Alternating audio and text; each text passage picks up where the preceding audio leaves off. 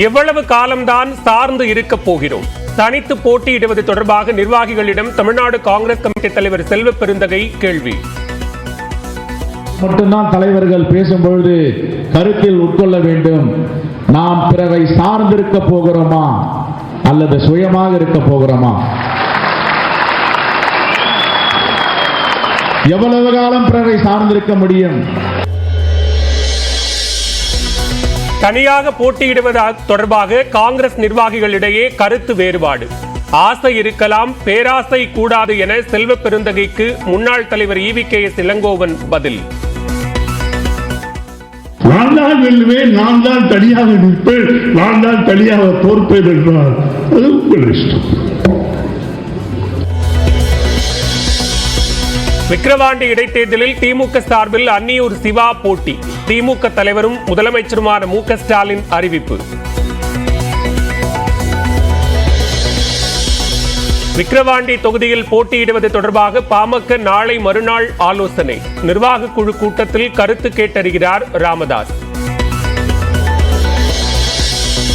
விக்கிரவாண்டி இடைத்தேர்தலில் போட்டியிடுகிறது நாம் தமிழர். அங்கீகாரம் கிடைத்துள்ள நிலையில் எந்த சின்னத்தில் போட்டியிடலாம் என ஆலோசிப்பதாக தகவல்.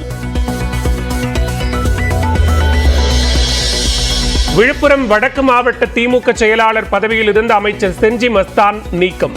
விழுப்புரம் தெற்கு மாவட்ட திமுக பொறுப்பாளராக கௌதம சிகாமணி நியமனம். அடுத்த 2 ஆண்டுகள் தமிழ்நாட்டின் வளர்ச்சிக்கும் மேம்பாட்டிற்கும் முக்கியமானவை என முதலமைச்சர் மு க ஸ்டாலின் பேச்சு. புதிய உத்வேகத்துடன் மக்கள் நல பணியாற்ற ஆட்சியர்களுக்கு அறிவுறுத்தல்.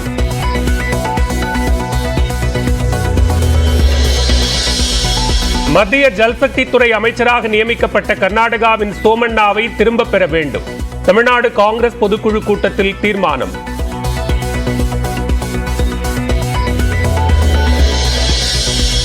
சமூக நீதியை காக்கும் திமுகவின் செயல்பாடுகள் தொடரும்.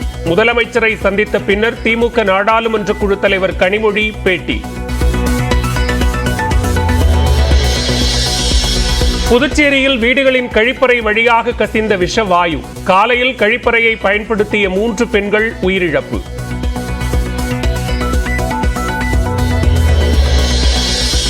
புதுச்சேரியில் விஷவாயு தாக்கி உயிரிழந்த 11ஆம் வகுப்பு மாணவியின் குடும்பத்துக்கு 30 லட்சம் ரூபாய் நிவாரணம்.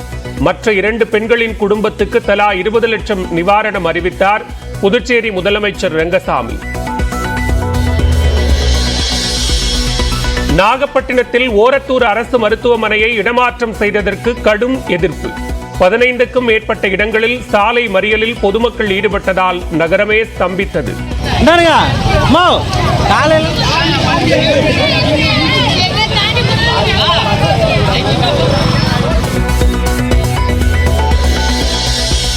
விஷவாயு கசிந்த பகுதியில் 10 தெருக்களில் இருந்த பொதுமக்கள் வெளியேற்றம். பாதாள சாக்கடை கால்வாய்களை திறந்து வாயுவை வெளியேற்றும் பணி தீவிரம்.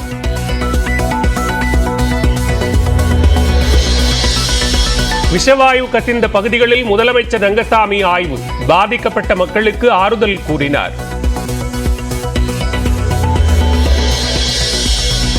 மத்திய தகவல் ஒலிபரப்பு அமைச்சக இணை அமைச்சராக பொறுப்பேற்றார் எல் முருகன். மிகவும் மகிழ்ச்சியுடன் இருப்பதாக பேட்டி.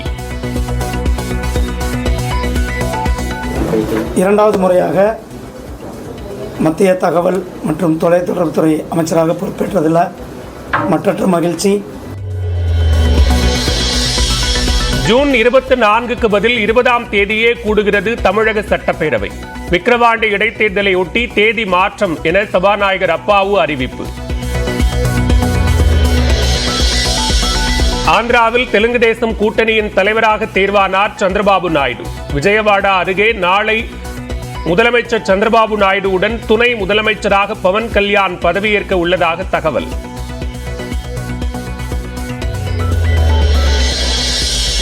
நீட் வினாத்தாள் கசிவு தொடர்பாக பதிலளிக்க தேசிய தேர்வு முகமைக்கு உச்சநீதிமன்றம் உத்தரவு.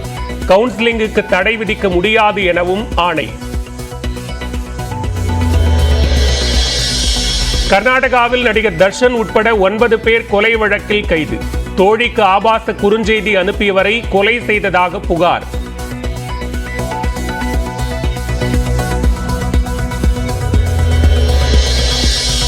தமிழ்நாட்டில் இன்றும் நாளையும் ஓரிரு இடங்களில் மிதமான மழைக்கு வாய்ப்பு. 5 நாட்களுக்கு ஓரிரு இடங்களில் அதிகபட்ச வெப்பநிலை 3 டிகிரி செல்சியஸ் வரை உயரும் என்றும் கணிப்பு.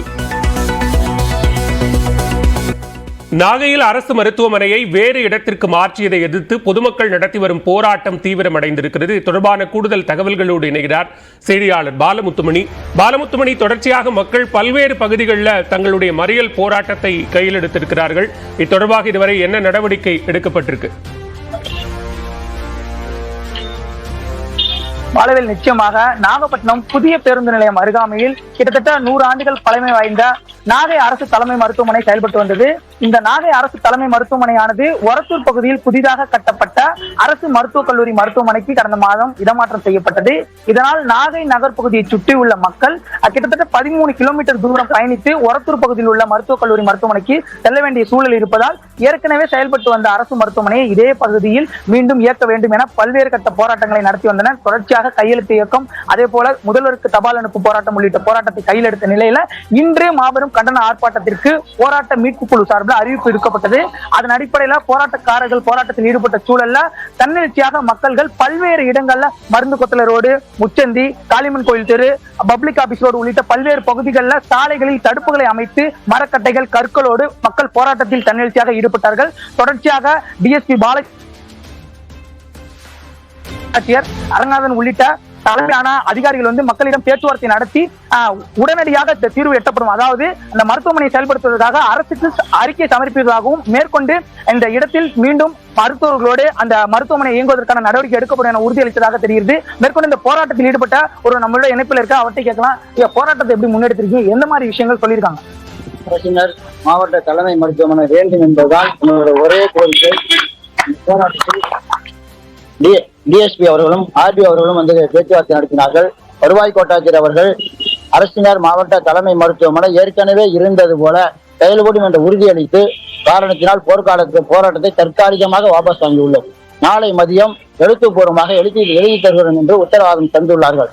அதனால் தற்காலிகம் இந்த போராட்டம் வாபஸ் தந்தது. இந்த அரசினர் மாவட்ட தலைமை மருத்துவமனை என்பது நாகப்பட்டினம் சுற்றியுள்ள 5 லட்சம் மக்களின் பிரச்சனையாகும். 5 லட்சம் மக்களுக்காக சிகிச்சை அளித்த மருத்துவமனை 105 ஆண்டுகளுக்கு மேலாக சீரோடும் சிறப்பாகவும் செயல்பட்டு வந்தது.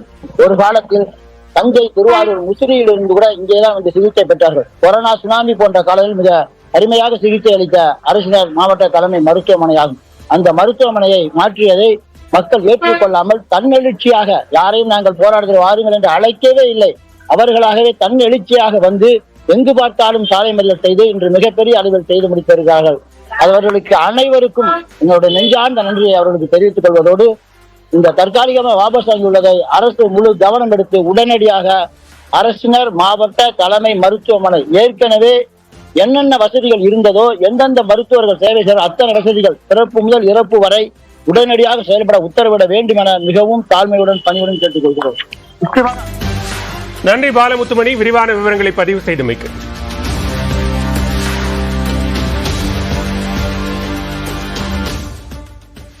சென்னையில் நடைபெற்ற கூட்டத்தில் பேசிய தமிழ்நாடு காங்கிரஸ் கமிட்டி தலைவர் செல்வ பெருந்தகை எவ்வளவு காலம்தான் சார்ந்து இருக்க போகிறோம் என நிர்வாகிகளிடம் கேள்வி எழுப்பினார். நாம் அவருக்கு உறுதுணையாக இருக்க வேண்டும் என்றால் நாமும் வலிமையாக கட்சியை பலப்படுத்த வேண்டும்.